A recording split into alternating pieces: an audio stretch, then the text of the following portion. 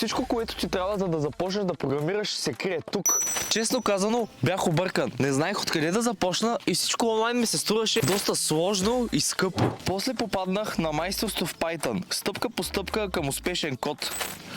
И всичко се промени за мене. Ясно, разбираемо на български език, с реални примери и упражнения. След 30 дни започнах да пиша първите си скриптове, което е доста очудващо. Но това не е всичко. Книгата пристига с 3 невероятни бонуса, които за мен доста много ми помогнаха, когато започвах, и без тях ще да ми отнеме сигурно двойно на това, за да започна да пиша скриптове. Ръководство за това как да създадеш портфолио от Python проекти, достъп до най-важните Python библиотеки за разработка, обработка на данни и готови скриптове за автоматизация.